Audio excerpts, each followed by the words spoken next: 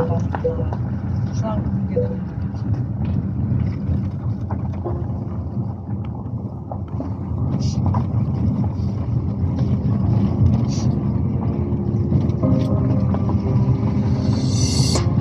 Sensiz ben zulmetem gözümün ışığı. Allah sen üzülme hayatın iş bu.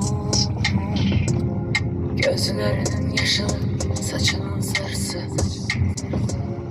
Benim karanlığıma bu iki renk yaraşır.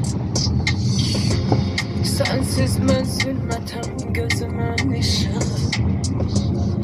Allah sen üzülme hayatın iş bu. Gözlerinin yaşı, saçının sarısı. Benim karanlığıma bu iki renk yaraşır. Sen ışıksan ben zulmetem, üzülem sensiz zulmetem. Bu hayatta çare yoktu sensizliğe bölmetem. Sen ışıksan ben zulmetem, bakmır daha üzülmenem. Bilirəm ki üzülmenem, ama sensiz düzelmenem. Sen deme doğrularım yalanmış. Işıklı yollarım karanlıktan almış. Hisler bu yüreğin hazinesidir. Ama ki o hazine daha talanmış.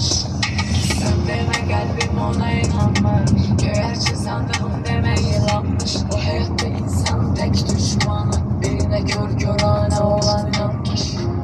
Sensiz ben zulmetem gözümün ışığı. Allah sen üzülme hayatın işi bu.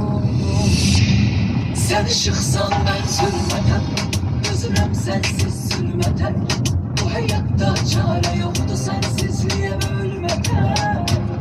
Sen ışıksan ben zulmetem, bakmır daha